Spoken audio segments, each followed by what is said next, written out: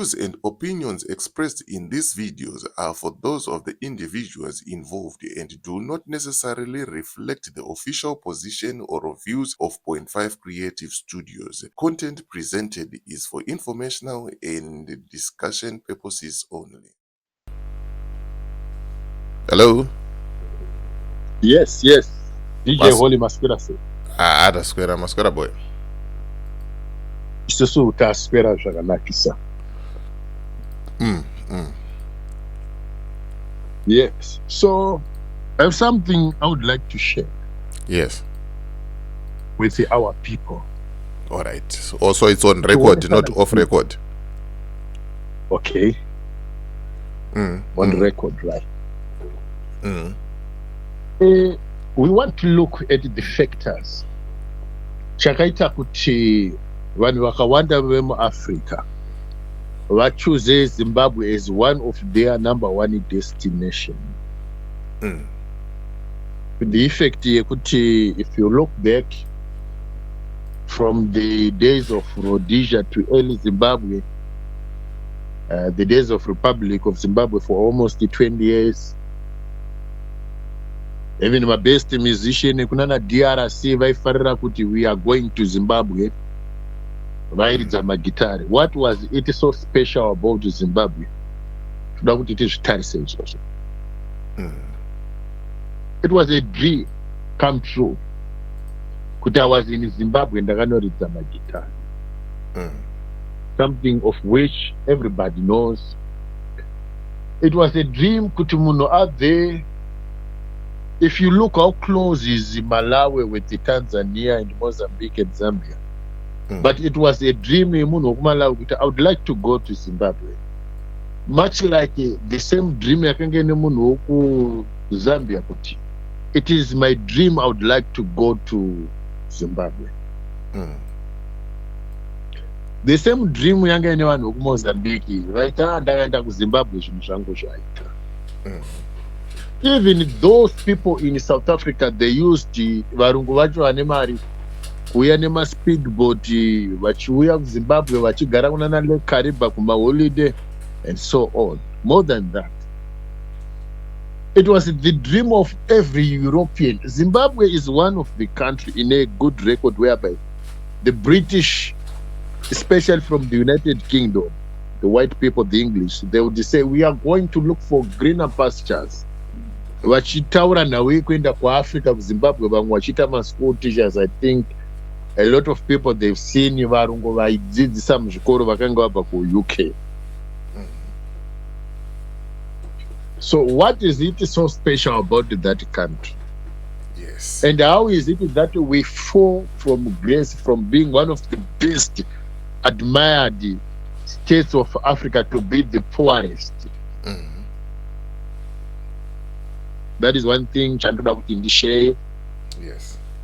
Ndisingatuke maZambia, ndisingatuke maMalawians, ndisingatuke vanhu vekuMozambique, ndisingatuke vanhu vekuNigeria vari kuuya vachiskorora vachitsvaga citizenship nevekuGhana and so on. Ndoda kuitaura on the perspective of American level. Yes. It is the dream of most people that I would like to go to the United States of America. Everybody wants to be an American citizen. Yes. So our country, Zimbabwe, is one of those greatest African states. It is better than my countries in Europe, Pakistan, Lithuania, Romania, you name them, a lot of them. We were far much better and advanced than them. But what is it that has caused our country to be the worst place? Wakada kutarisa even pano comment here, our country, it is now excluded. Chokuti kana varungu vachida kuita holiday, they would rather choose going to Malawi via Mozambique, avoid Zimbabwe. Some they would try to avoid Zimbabwe and to go via Botswana, Namibia. But understanding with the full knowledge that Zimbabwe is the best country. So ndoda kuti vanhu veZANU-PF, especially the youth, vateerere mashoko aya, because madhara emuZANU-PF, they know what they've done to the country. So my message is, guys, nyika iyi yakuunzirwa machaina achiaplodiwa naMnangagwa achiti toda kuenda pachikomo chimwe nechimwe chakazara neiron tichichera, we applaud the Chinese company. Yes, you can say that. Tikuzvinzwa zvaari kutaura nezvaari kuita. Nyika iyi varungu vaizviziva kuti it has got a lot of iron, it has got a lot of lithium, vana platinum iri kucherwa kwese kunana implants kana kuti zimplants, ine madiamonds, but they never based their economy on mining. They based the economy on farming. To the level yekuti Virginia tobacco yaitonze the gold leaf. Why? It was a major foreign currency ina.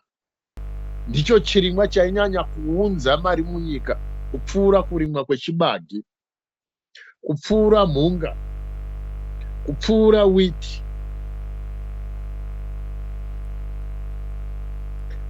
Our country was exporting more beef, more dairy products, fresh milk, cheese, nezvimwe zvakadaro. Vana cocoa vaexporta bacon, masausage, mapoloni.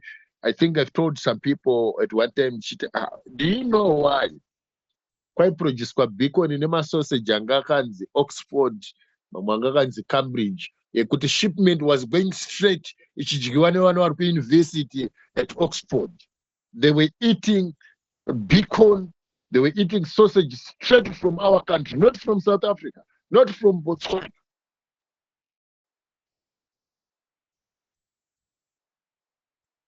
So, our country, are you there? Ndiripo. Ndakangomuta pane zvanga ndichingosenda voice note pane munhu ari kunditsvaga pafoni, saka ndiri kutokunzwai. Okay. So our country, yanga imo based on agriculture. Nazvino, we have the best climate. If you look, I've traveled extensively in Southern Africa. Having traveled extensively in Southern Africa, I've discovered that we have the best climate. Not only the best climate, we have also the best soil to farm. Plus, landscape yedu isusu ine makomo, makopis, mountains, and a lot of different rivers, perennial, different types of rivers, of which we can harness them. We can build more infrastructure, infrastructure, irrigation. But nobody's vanhu vari kufunga zvekunotenga motokari, luxury, liability, vachipanana maRange Rover, vachipanana maToyota Fortuner, vachipanana maLand Cruiser, zvinhu zvisina basa. They've neglected the farming, nokutora minda yavasingagoni kurima. That is why nyika yedu yapinda nzara. Yes. Nokunotora manikirina aya masurumana, maMuslim aya ekuDubai. Taivaona vakamirana naMnangagwa. Voya vakapfeka zvimadhirezi zvavo, vakapfeka zviyeti zvemukofeya zviya, vachiti ala. Those type of guys, they are so selfish and terrible winked.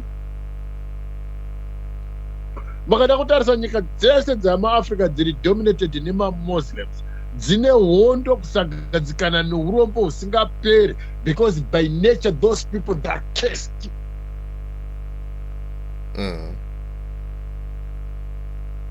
Look on our brothers from Malawi who are Islamic.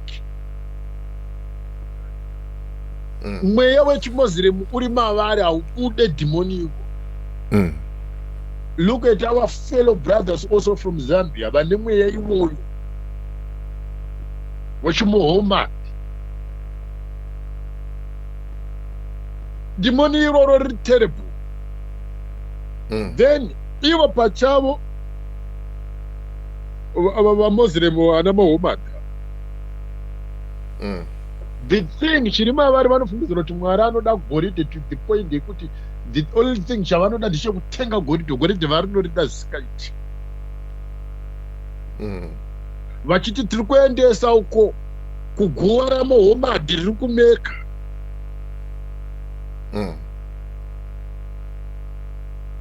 Chekuti they want to turn the whole nation kuti vanhu ndavanoona guva ramahomadi akanga ane hutsinye, a rapist, ndo vanoti he was a prophet.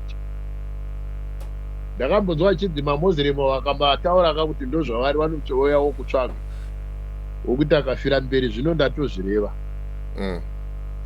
handisi kutya kuti akafira mberi nemamoziremu. Right, ndiri kuvaudza chokwadi ndichiti nyika yedu yakakuwadzwa nevanhu verudzi irworwo. Yes. Vakasangana neunhu hweZANU-PF. Vana vaZANU-PF ine chituko chiri pavari, chituko. They are cursed. Havana kutukwa nevanhu veZANU-PF. Uye haasi Mwari akavatuka, ivo ndo vakazvitukisa nemabasa avo, and they ruined everything. So patinenge tichiti pasi neZANU-PF pai, zvinoita sezvinonzi tiri kunyanya kuvavenga. Aiwa, zvituko zviri pavari ndo zvinoita kuti tivatuke, nokuda kwokuti ndo vakazvitukisa. Panzvimbo yekuti vatenduke vanotoramba vachiwedzera ivo kutuka Mwari. Saka the more yavanotuka Mwari nesuwo, the more yatinotanga kufungawo futi kuvatuka ivo, nokuda kwokuti pavari pane zvituko zvose zvinonyadzisisa. They fucked up a beautiful country. That is why anobatwa Mnangagwa nementality yekunovaka zvikoro kumusha kwake kuZambia nemakoleji nekutenga mabhazi ezvikoro aripo nekuunza mascholarship ikoko. Munyika yari kuzviti is a citizen mune zvikoro zvakadhakwa, vana rudzidzira muzvikoro zvine mapango zvine madhaka. Ndopapa munozonzwa ndozoti zibumbwa iri.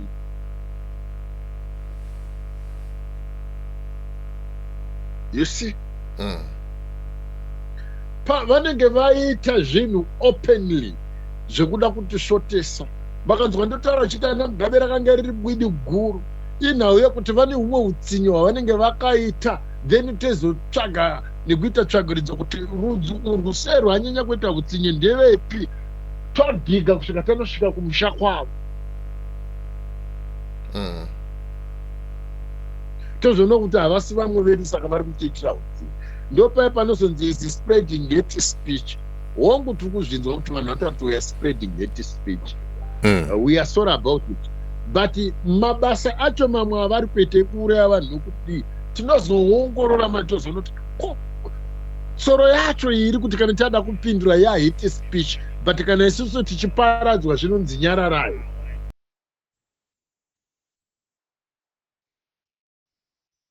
Kuparira kwedu isusu kunofanira kuti kunyarara.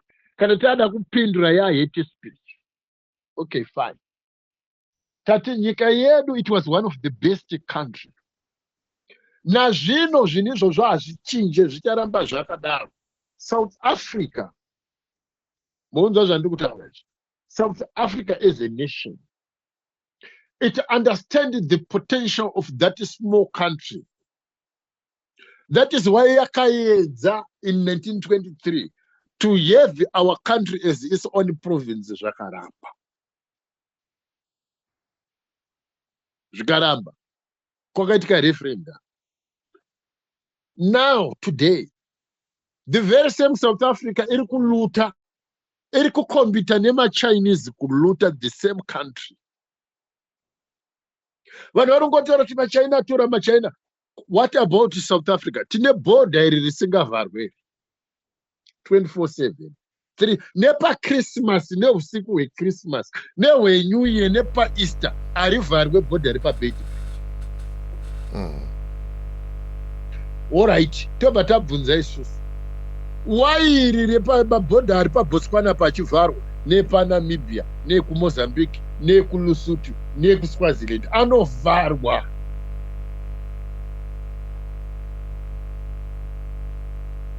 Iri harivharwi iri nokuda kwekuti the looting. Kutaura hurumende yesa makambani acho handiwo akana implants vari kuluta Zimbabwe, vari kutora platinum, vari kutora zvimwe zvichemo. Vakabva vaisa mamwe mazitraki mahomba ane maekisero emavhiri akawanda ari kunzi maroad train ekuti vanyatsokungurutsa pfuma.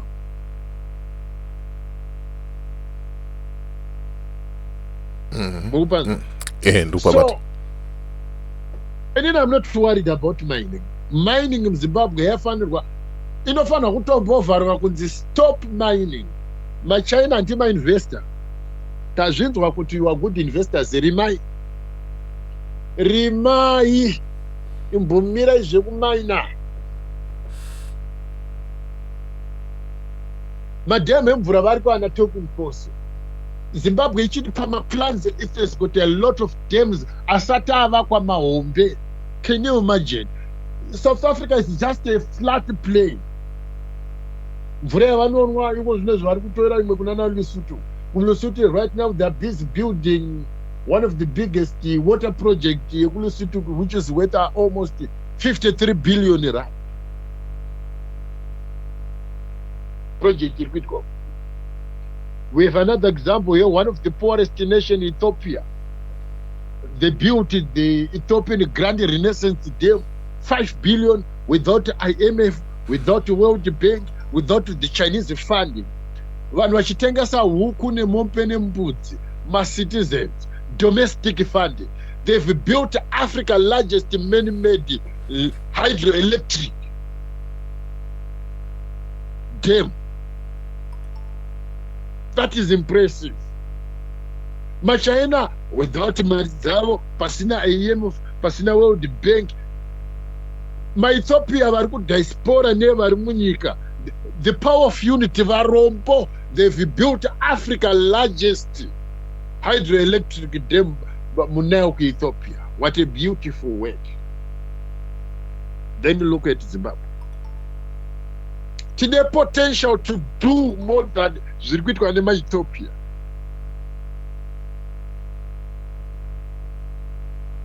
So maZimbabwe, ZANU-PF ndo chituko takabvisa ZANU-PF nevanhu vacho vari kusapota ZANU-PF vagarika vasunungurwa. But mbavha dziri kuba dziri muZANU-PF dziri kutozviziva kuti ZANU-PF ichienda dziri kuenda kujeri. Saka they will do anything and everything anytime to defend the ZANU-PF. Makona vachipa vanhu motikari kupererwa kwakuda kwokuti Mwari akapofomazisa meso avo kuti vasaone the right thing they are supposed to do. Zvituko zviri imi vamufungidzira kuti that road, all the roads dziri muZimbabwe dze isusu maZimbabweni isusu we can raise domestic funding pasina IMF, pasina World Bank, pasina Chinese funding. We can build the best roads kupfuura dziri muSouth Africa. Isusu tokwanisa kuzviita maZimbabwe. But as long as we have ZANU-PF there, we can't do that. We can revive farming. Takavene, one of the best agriculture. As kutaura zvemapurazi akatorwa nevanongotora tari matodedza varunga isusu by ourselves. We can even have a new farming fields. Mose munana Binga, mose muya kumberuku, todzoka kunana Chilezi Triangle, tichenda kunana Sumbanje, tenda mese munana Plumtree. We can harness the water from the Zambezi direct to flood all the lowlands yemunana Gwanda nesomuya. We can do it. Tinogona kurema kwose kunana Guruve kunya. But ava veZANU-PF vakavharwa negumbezi rechituko. Kunyange vakada kuzviteedzera zvandiri kutaura, mangwana kusena vanotofuma vakatenga motikari nemarendi kuruza nei nezvikopo. Wakaona mune hurumende yakadhakwa to the point yekuti akaremerwa nerima yekuti instead yekuti panguva yaifanira kunotenga mishonga nemaambulensi yainotutana nemaherokopta vachiti vada kugadzira maherokopta aite maambulensi.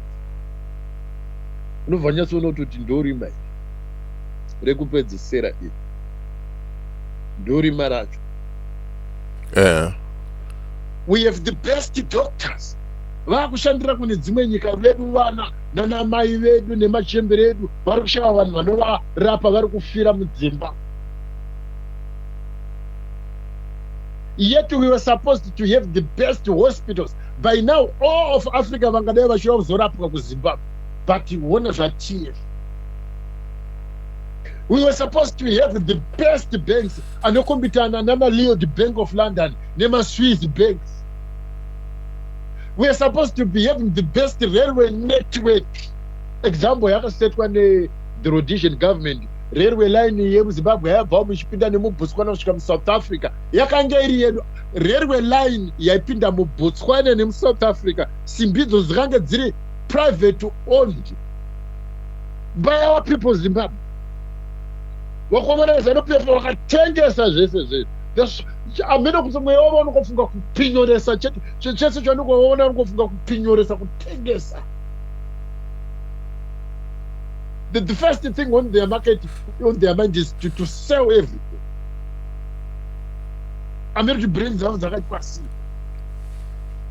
Nokuba nokuchinja mafiga kuti chinhu che5 rand chakunzi ndeche 15, chinhu che1 million chakunzi ndeche 1 billion. Ndo zvakazara mubrain dzavo chete, hakuna chimwe chinhu. Nokufamba nemahure nemaherokopta vachibva vabatana newo machechi vobva vatora kuti igore rechikopokopo. Ko gore renzara kuti varombo vese negore rekufa havasi kuona. Kuti makaita sei mimazioni munofamba muchitaura kuti igore rechikopokopo, musingaone gore renzara, musingaone gore rerufu, musingaone kuti rino igore rekuti vanhu vachafira mimigwagwa. Mweya rudzii wasentenginasi iyeye waNehemaya? Mweya rudzii ko iwoyo weZioni? Ndo wandoda kubvunza. Wana Nehemaya mutendi. Mweya wavo uyu, mweya rudziko unoona kuti rino igore rechikopokopo, igore rechikana ndandakanyika musikana akandiramba akandiona ndiri muchikopokopo. Andinokona kuti brain dzavo dzakazara chihure chete. Kana mudhara akadaro anofamba achitaura pamberi pavanhu kuti kana ndakanyika munhu akandiramba akandiona ndiri muchikopokopo, igore rechikopokopo chachiyese. Ko sei mweya wacho usiri kuona kuti igore rekufira murodhi nemaaccident nekuti hatina migwagwa. Igore rekufira mudzimba nekuti hakuna zvipatara, hakuna mishonga, hakuna madhokota, hakuna manesi. Igore reurombe nekuda kuti vana vedu havachadzidzi, zvikoro zvakavharwa. Mweya wacho hautauri wakaita sei. Ndo pandinoti mweya uyu ndio antikristu. Uyu mweya uyu uri kubatana namadzibaba vese vachibva vati idp gore revision 2030. Zvino ndaandichitaka investigation. Tikati handiti mazimba munoziva kuti Euros eka toda kuti tiibvise. Nekuti vatiri kuti magamba havasi magamba, ndo matsotsi. Kutuka kwatiri kuitwa chinzi magirigamba, iwo ndo magirigamba ari paEuros. Takati todii toda kuipaza munhu anovigwa kumusha kwake, but vamwe manje toda kutovafukundira nekwangu vachiti kumusha kwavo ana matibhiri ana mugabe kwavakavigwa kwazvimba. Tovavigepi? Vamwe vakati zvakanaka kuti ndavanovigwa kuganda varoyu. Vamwe vekugoko vakati kunokwati vanhu. Vamwe vakati aiwa ndo nzvimbo yadzingirwa varoyi nembavha. Veko vakati utsinyo hwevanhu hwakanyanya. But still proposition ichiripo iripo panguva ino ndiyo kuti ndofunga marende evanhu veZanu PF vachatonovigwa kuganda varoyi. Ndo kwatichakumbira zvakanyanya kuti makuva evanhu ivava asati acherwa. Tiri kukumbira vane mbwa dzakafa nenguruve dzakafa. Zvino vachera gomba rakadzika tokanda imomo muzvakafa. Iwo mitumbi yavo yokandwa wofuti imomo vofushirwa nembwa dzakafa nenguruve dzakafa imomo. Vanofanirwa kuvakirwa makuva makuru anenge akanyorwa kuti aiwa ndo pakavigwa nharadada. ndopakavigwa nunzvatunzva mbavha guru dzakange dzakachenjerera kubatswa kutoti kana vanhu kuita tourism vanototenderwa chitonzi kana muchienda kuno nyika inofanira kuti the whole nation should be afforded. Kunofanira kune free transport yekuti nyika yese inofanira kunge ichikwanisa kuenda ikoko kunhikirino kuganda varuyi kunoona kwakavigirwa vanhu veZANU-PF kuti ndopakavigirwa nharadada. Ndokuti kana nenyoka dzinenge dzakafa ndonzi vakavigwa nenyoka, mitumbi yavo yakanga yakaiswa nenyoka dzakafa zvakafushirwa nembwa mitumbi yavo iyo. Why not? Nekuti vakakonzera kuti nyika itambudzike. Ngavazvinzwe veZANU-PF. Zvokuunganidza zvavaitira vanhu zvezvo kuti paHiroseka vachibva vadi vakazvidaroka kune bumbwa kune bwidi guru iri kamuZibhande Hastings kuMalawi uko vakamugadzirira zikofini rakadii neziguva riri mutaundi. Ndopaunoona kuti zviguruwo futi zvekuMalawi futi ndingozi idzodzo dzechichawa dzitori serious ndozvavanobva vakaberekana nadzo vachiteera jaji vachidii vachiuya muZimbabwe vobva vauya vobva vatanga kuita nharo. Ndiye kamuZibhande akakumura bhache pacheguta chiri haka mudenga achipoza neuroyi hwake. Ndozvatiri kuti aiwa ava manje ava atichavadzorera kumusha kwavo kana vachinge vafatira kuti akunoita relocate marinda avo zvedu vese vakavigwa muzvimatanhana chekuti munana Buluwayo nemunana Zvishavanimuka pane high possibility yekuti kufukunurwa kwevanhu ivavo togona kunovaviga nemadzisha avo kuti ndimi manyengedzera vamwe venyu vakatadza kudzorana vigwai kunzvimbo kumwe chete kuganda varuyi. Zvino kuganda varuyi vacho vari kutoti aiwa vana vativani ndavatsvagirwa kumwe kwavanonovigwa vokuona vanhu vachitoramba kuti hativadi ivo vekuganda varuyi vanotoziva kuti inzvimbo yakaipa but vari kutoramba kutoti no ngozi nemweyo vanhu ava haisi right. Isu katisu ini ndiri kutaura ndiri muHarava Dhiniseke Mutemi tiri kuti hatichada marinde evanhu veZANU-PF pachikomo chenyika yevaHarava. Toda kufukunura marinde ava. Ngozi dzechichawa hatingadzigoni isu. Toda kutoita zvokufukunura. Ari kutaura Dhiniseke Mutema muHarava chaiye. Tiri kuti hatichadike marinde emupengo ngozi idzi dzechichawa idzi. Vanoita mhepo dzokuti munhu akapinda mureserve bank he empty everything. Vanoita mhepo dzokuti from the president is a thief, a robber and a murderer. The vice president is the same. Minister of Finance is a thief and a robber, a crook and a devil. Reserve bank manager is all winged.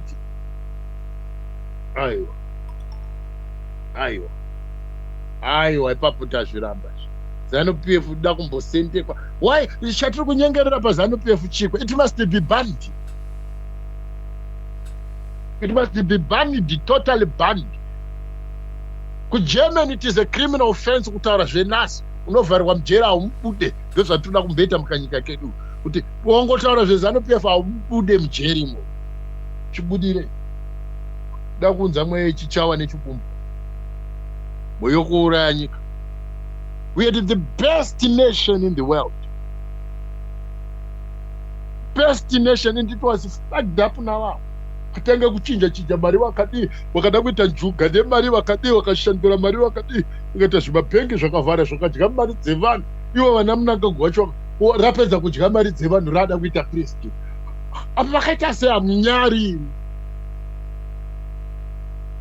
nekuuraya vanhu wangotaura chita kwasonza musoro twatakuuraya twatakucheka twavazokutora usiku twata kudambura musoro twata kudii. Aiwa tati hatichadi ZANU-PF this time. We are the best nation in the world. We are still going to the same place. We're still going there. We got to beat South Africa. We have got to beat Nigeria by far. No any other African country should be too close to us. Kana tiri pa number 1, pa number 2 hapana munhu, pa number 3 hapana, pa number 4 hapana, pa 5 hapana, pa 10 hapana. Vanofana kutangira kumasikisto. What we going to do, and I believe it. Tachitaura nevapano vari kudriva matiraka vari kudriva vari paEurope izvezvi nditaura kuti vakomana musangodhiraivha matiraki muri kuvhura maziso here. And one of the guy hadhukonda ndichitaura naye achiti ari kunyanyeta matripi egerman achiuya nekunana poland uko achipinda mese nemunana france vozitakurwa matiraki zvese nemacruise ship voendeswa kuuk is loading up and down. Ndikati aiwa jehovha akatokutumira ikoko kuti munyatsoona, because we want to beat every nation when it comes to economic progress of our nation, because mune munyatsozoti aiwa zvinhu izvi toziva hakuna anokunyeperai, because you will be there to caution, to lead. Vafanira vese unoona generation vafanira vakanodhiraivha matiraki kueurope nekuamerica zvivafana zvidiki, and we thank God for that. No any other nation, no any other nation. Hakuna mazambian ari kuita the same, hakuna mabotswana ari kuita the same, hakuna masouth african ari kuita the same. Only Zimbabwe, we are the best. We need our position. And those vafana vavo vese vakaenda kushanduka vari kunodhiraivha nekupi nekupika, they are very clever, they are very intelligent, but that is the work of God. Before they come back, ZANU-PF must be gone. Because if ZANU-PF doesn't go, then it will be a waste. Yezvavakadzidza zvigone kutibatsira. Saka kuti zvigone kutibatsira haisi nhau yekuti vatumire mari kubva kudiaspora ichipinda muZimbabwe. Ndiye kuti vanoita cultivate the knowledge, vave neexperience and good exposure, and already vanayo. Saka chaakudiwa chii? Chaakudiwa so that we become one of the best nation ndezvekuti ZANU-PF ngairove pasi. Even tonight ndaigare yarova pasi kuenda yatoenda ZANU-PF. Kunyange yakada kuzhamba tata kanyongo akada kutenga mahelicopter, but kuenda yatoenda. This time kuenda ZANU-PF yatoenda. Uyo ndio yaenda. Kunyange akati ada kupa munhu wega every Zimbabwean 1 million, but kuenda yatoenda. Kunyange akada kuti yada kuzowedzera macivil servants mari, but kurova pasi yatorova. Hakuna isisina around ZANU-PF. That is the message I would like to give to Zimbabwe. We were the best nation, and nobody will take our place but ourselves. Nobody can replace us. No nation will replace us. That is a God-given position. It's a blessing. Haina kubva kuvanhu, yakabva kudenga kuna Mwari. We are the best, and nobody will beat the best. Even the South African government inotoziziva. But once Zimbabwe resurrected, zvese zvokuti kune rand kune chii, the power of South Africa zvinenge zvahistory. And vari kuziva kuti all these companies dzakabata economy yemuSouth Africa, they are ready to depart, to flee from South Africa kuenda kuZimbabwe. Government yemuno inozviziva izvo. So they will never want to give Zimbabwe a chance. They are one of the worst traitors in South African government. Chichokwadi chandiri kutaura ichi. Vanotozva kuti kanyika kangopiwa chance chete kasumuka, ende kakasumuka, no any other nation will beat us. So they won't allow it. Saka zvavanotoita manje veSouth Africa vanotosapota ZANU-PF kuti tirambe takadzvanyiwa, tirambe tichitambudzika, kuti iyo irambe iripo. Saka paakudiwa isusu kuti tichibvisa ZANU-PF yacho. Zvobva zvadhakwa izvo. Yes. Tiri varombo nhasi, but pamberi paMwari takapfumba zvisingaiti. Yes. We need to be to have our position against the best nation.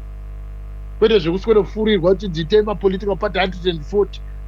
Togoita sei mapolitical 140 are funded by ZANU-PF? Hatisi kumada.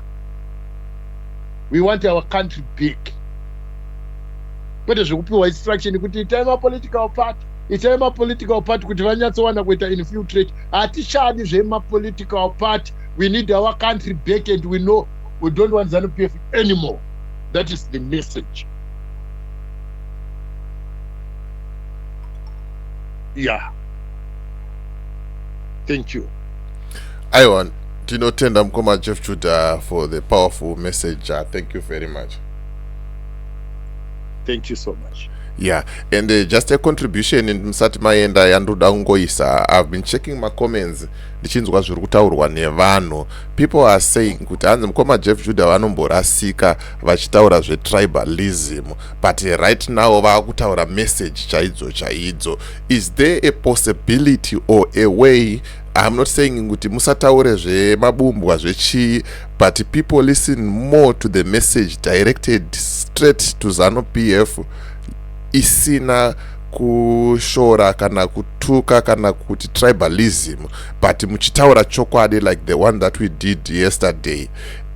Hapana here nzira yekuti tipackage messages edu in that way so that shoko rinonosvikobaya chaipo waruri kufanira kusvika. Nyange vanoshora vachiti mukoma Jeff Judah vanotuka vanhu, vakanzwa pachitaurwa chokwadi sechane zuro vanongoziva kuti mukoma Jeff Judah varitaura chokwadi apa.